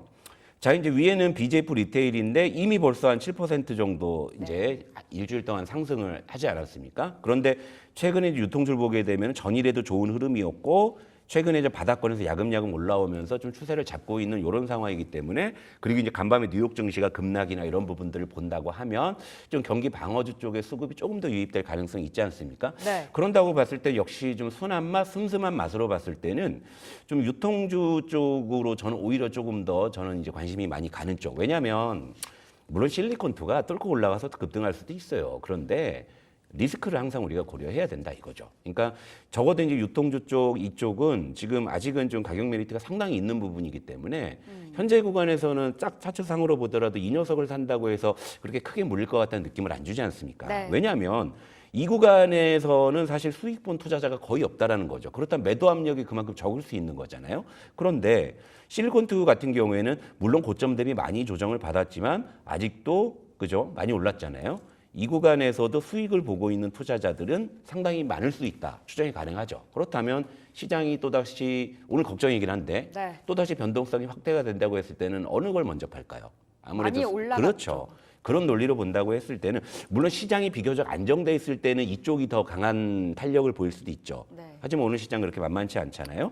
그런 관점에서 본다면 제가 일단은 유통주 중에 최선호주로 제시해드렸던 BJF 리테일은 일단 추세를 잡아가기 때문에 여전히 좀 유효하다고 봅니다만, 일주일 동안 7%나 올랐으니 또 이걸 또 더 주고 사야 되는 또 억울함이 있으신 분들이라면 BJF 리테일보다 항상 제가 대안 종목을 갖고 오지 않습니까? 그런 관점에서 본다고 하면은 현대백화점도 좀 괜찮아 보인다. 왜냐하면 특히 백화점주 중에서는 가장 이익 방어가 좀 잘 되고 있기 때문에 네. 뭐 BJF 리테일이 조금 더 올라갈 가능성도 있습니다만 7%의 어떤 프리미엄을 주고 살 것이냐, 난 그게 싫다고 했을 때는 현대백화점, 프리미엄을 주더라도 추세를 잡은 걸 사겠다 했을 때는 BJF 리테일, 이런 식으로 좀 정리해 볼 수 있겠습니다. 계속해서 강조 주고 계신 부분은 우리 소외주를 바라봐야 된다라는 거였고요. 확실히 유통주에서 반응이 나오죠. 그 안에서 BJF 리테일은 여전히 유효한 그 매수 관점으로 주셨는데 다만 좀 올랐기 때문에 현대백화점까지 관심 포트에 좀 넣어보시면 좋겠습니다. 자, 어제 또 시장 안에서 강했던 섹터는 밸류업이 네. 아니었을까. 최근 들어서 밸류업이 확실히 반응이 나와주고 있고 이번 달 안에 코리아 밸류업 지수가 오픈이 되잖아요. 그리고 또 추워지다 보니까 배당에 대한 매력도도 올라가고 있는 것 그렇죠. 같고 네. 어제 지주사가 원체 강하더라고요. 네. 지금 밸류업이 조금 이제 이전과는 약간 다른 양상. 그러니까 좀 제가 뭐 제목에도 이거 이제 좀 번지수가 달라지나 싶은 느낌이 드는데 한번 점검을 해볼게요. 사실 그동안에는 밸류업이라고 하게 되면 아무래도 금융주 쪽 위주로 시세가 전개됐었고 그쪽 위주로 사실 이슈가 많이 됐었죠. 그런데 네. 어제 보면은요, 요거 이제 KB금융이에요. 어제 KB금융은 오히려 약보합선에서 마감을 했습니다. 0.8% 하락을 했고, 물론 이제 삼성생명은 금융주임에도 불구하고 일단은 어제 뭐 3% 정도 이제 상승을 했는데요. 일단 금융주 같은 경우에는 아직은 이전 그 고점 대비해 가지고 이렇게 조정폭이 크지 않은 상황. 어떻게 보면 뭐 추세가 유효하다고 볼 수도 있습니다만 또 반대로 보게 되면 여전히 좀 가격 부담이 있다라고도 해석할 수 있는 그런 상황이 되겠죠. 그런데 이런 금융주가 좀 주춤한 틈을 타서 이제 불을 뿜은 섹터가 지주회사 쪽입니다. 일단은 어제 삼성물산이 어제 장중에 6%대 상승을 했고, 기억하시는 분 계실지 모르겠는데 제가 그동안 이제 틈틈이 밸류업을 점검해 드리면서 사실 제가 밸류업 쪽에서 최선호주로는 삼성물산을 제시해 놓고 있었던 상황이었거든요. 네. 그런데 그동안 지지부진하다가 어제 좋은 모습을 보였고, 어제 이제 LG 같은 경우에도 장중에 8.6% 정도 급등이 나오는 이런 상황인데, 자, 앞서서 보여드린 요 금융주와 비교했을 때 요 지주회사 쪽은 고점 대비해 갖고 좀 어느 정도 조정을 좀 많이 받았던 상황이잖아요. 그러니까 이제 상대적으로 가격 메리트가 좀 있는 상황에서 이쪽으로 좀 이제 수급이 유입되는 그런 모습들이 좀 보였다. 일단은 뭐 밸류업 지수다 해가지고 어제는 이제 통신주도 움직이고 뭐 지주회사도 움직이고 뭐 금융주도 이제 반응을 하긴 했습니다만 그중에 이제 가장 강했던 쪽은 일단 지주회사라고 좀 볼 수 있는 것이고, 이렇다면 우리가 상반기에 이제 그 어떤 밸류업을 중심으로 이제 우리가 많이 관심을 가졌었던 금융주 쪽에서 일단은 밸류업의 어떤 이제 간판이 조금 이제 지주회사나 아니면 이제 좀 고배당 쪽인 통신주로 이동할 수 있는 시그널이 좀 어제 좀 나오지 않았나, 이런 쪽은 좀 우리가 눈여겨볼 필요가 있다, 이렇게 말씀드릴게요. 금융도 추세가 잡혀 있긴 합니다만 이제 그 흐름 자체가, 물줄기 자체가 지주 쪽으로 흘러가고 있다라는 관점에서 우리가 힌트를 잡아보자 말씀 주신 거고, 그러면 지금이 지주사 매수 적기라고 바라보세요? 밸류업 쪽에서는 조금 저는 이제 금융주 쪽은 좀 보수적으로 갈게요. 네. 왜냐하면 전에 또 신한지주 이슈로도 말씀을 드렸지만 그 자사주 소각이라는 그 엄청난 호재도 딱 그냥 그만큼만 올라갔다 내려왔다. 그래서 그쪽이 저항이다 보고 있는데, 다시 좀 그림을 보시자면, 자, 삼성물산이 위의 그림이고요. 아래는 이제 지주사 중에서 가장 좀 흐름이 더 이제 SK죠. SK 뭐 최근에 이제 기업 뭐 인수, 네. 뭐 합병이나 이런 부분 때문에 좀 체질 개선이 이루어지는 그런 과정이기 때문에 시장이 조금 지켜보자 쪽에 뭐 그런 관점이어서 좀 탄력이 덜한지 모르겠습니다만 SK도 어제 반응을 했죠. 하지만 이제 밸류업 전체적으로 봤을 때는 여전히 저는 이제 그 최선호주는 이미 전에 제시해드렸던 대로 전 삼성물산을 가장, 왜냐면 밸류에이션 매력도 여전히 있는 상황이기 때문이죠. 그리고 뭐 하반기에 이제 어쨌건 최근에 이제 건설주도 바닥에서 좀 반응을 하고 있다, 이런 부분들.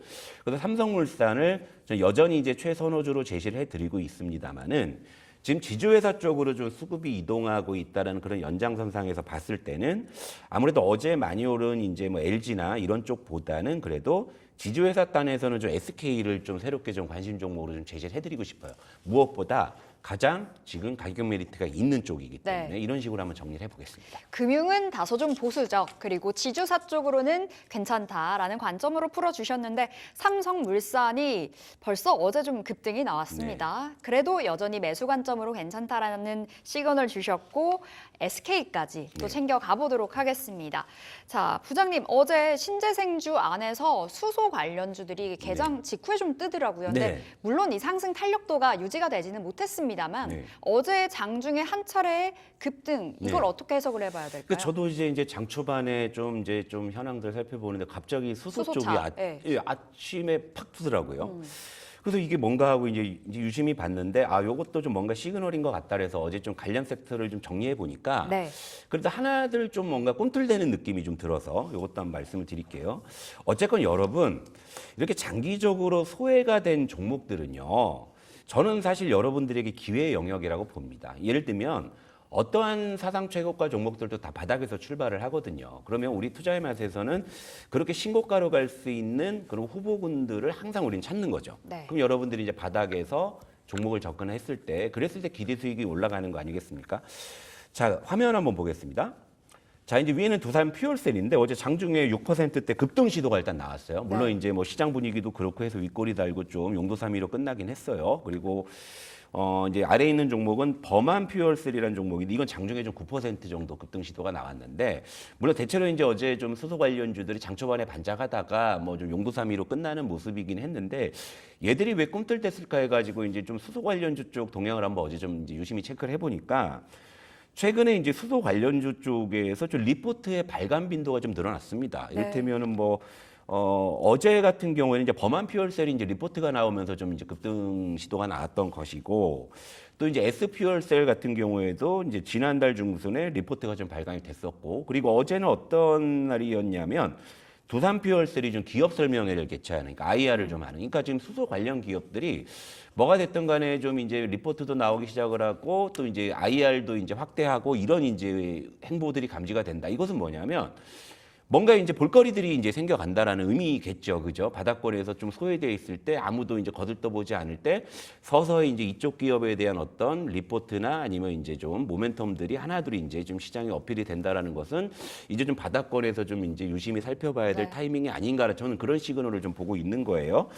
그리고 이제 사실 수소 쪽은 뭐 신재생의 카테고리에 있기 때문에 언제든지 이제 뭐 또 해리스 소외감을 또 이제 기대감을 갖다 붙일 수도 있는 섹터이기도 하고 사실 이제 수소의 어떤 그 포지션이 지금이 이제 2차 전지로 대변되는 전기차 이런 쪽인데 궁극적으로 이제 수소 전기차로 넘어간다라는 사실 그런 이제 플랜들이 다 있는 상황이지 않습니까?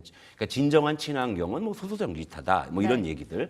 그러니까 이런 부분들까지도 이제 본다면 뭐 전기차의 장기적 대안으로 또 평가받을 수도 있는 그런 잠재 모멘텀이 좀 있는 상황이기 때문에 일단은 순환막 관점에서는 좀 이제 우리는 좀 관심을 가져볼 만한 그런 타이밍이 아닌가 이렇게 말씀드릴게요. 원체 많이 소외가 되어 있었고 수소 관련해서 사실 진짜 오랜만에 들어봤거든요. 근데 그 해리스 트레이드라는 모멘텀이 또 자리하고 있기도 하고요. 물론 어떻게 될지 그 흐름을 봐야 되지 알겠지만 수급적인 부분까지 도와주면 좋겠습니다. 네. 그러면 지금 수소 관련주 어떤 종목까지 눈여겨 두시는지 자, 알 이제 수 장기 있을까요? 소외된 섹터에서 일단 이걸 관심 있게 보자고 하면 제가 늘 하는 말씀은 대표주, 그죠? 대표주. 역시 두산 퓨얼셀일 수밖에 없죠. 일단 어제 기업 설명을 했기 때문에 그 이후에 또 뭐 관련한 리포트가 네. 또 뭐 발간이 되는지 또 이런 부분들도 유심히 살펴볼 필요가 있으니까 현재 기준 물론 이제 두산 퓨얼셀이 움직이면 또 뒷단에 있는 또 이제 중소형주가 튀어 올라가긴 하겠습니다만 늘 말씀드리다시피 일단 군집성을 확인할 때까지는 두산 퓨얼셀이 관심 종목일 수밖에 없다. 네. 이렇게 말씀드릴게요. 알겠습니다. 탑픽은 두산 퓨얼셀로 정해보도록 하겠습니다.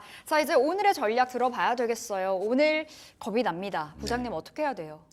가만히 뉴욕 증시 급락을 보니까 지난달 딱 한 달 전쯤에 갑자기 또 아래 공포 막 이런 네. 게 막 자라보고 놀라면 소뚜껑 보고 놀란다고 사실 좀 그런 이제 조금 이제 불안 심리가 오늘 좀 반영이 될 것 같기는 해요. 일단 결국 이제 이런 어떤 과정들은 뭐 물론 이제 미국의 제조업 지표가 좀 부진하게 나오니까 이제 이렇게 반응을 한 건데 이것은 결국 이제 연준의 이제 비컷을 압박하는 그런 어떤 수순으로 가지 않느냐 이런 부분이죠. 좀 변동성은 좀 불가피할 것 같은데 어제 그래도 일부 좀 선반영이 됐다라고 판단을 하고 물론 이제 오늘 오전에는 좀 추가 반영이 좀 나올 가능성이 크고 일단 어제 엔비디아가 9% 정도 급락을 했기 때문에 좀 반도체 쪽은 오늘도 역시 좀 피곤할 네. 수밖에 없지 않나 이렇게 보는데 근데 좀 간밤에 보게 되면 좀 미국 쪽에서도 좀 바이오 쪽은 상대적으로 견조했다라는 쪽을 본다고 하면 최근 이제 바이오 섹터가 어쨌건 방어주적인 기능들을 좀 해주기도 하거든요. 네. 그런 상황에서 지난 이틀 정도 조정을 받았기 때문에 바이오가 좀 선전할 가능성이 조금 있지 않나 이렇게 보고 있고 그리고 나머지 쪽은요 결국에는 유통주 밸류업 어제 외국인의 수급에서 힌트를 찾을 수 있듯이 그러니까 이제 방어주 쪽이 오늘 좀 움직일 수 있다. 그렇다면 BJF 리테일 같은 이런 종목들 좀 유심히 볼 필요 있고요. 전체적으로는 바이오, 뭐 유통, 뭐 밸류업 이런 쪽이 좀 방어주적인 성격이 있기 때문에 이런 쪽이 아니라면 다른 쪽은 좀 오늘은 많이 흔들리지 않을까 이렇게 좀 정리해 보겠습니다. 알겠습니다. 오늘 시장은 일단은 녹록지 않을 것으로 좀 풀이가 되고 있는데 바이오, 방어주, 그 안에서 유통주 쪽으로의 눈길을 줘보기로 좀 생각을 해보면서 시장 대응을 해보도록 하겠습니다. 자, 오늘 조성우의 투자의 맛 여기서 인사드릴게요. 말씀 고맙습니다. 네, 출발 딜세이트 1부 여기서 마치겠습니다. 2부에서 더 꼼꼼한 전략 챙겨드릴게요. 1부 끝까지 함께해 주신 여러분 고맙습니다.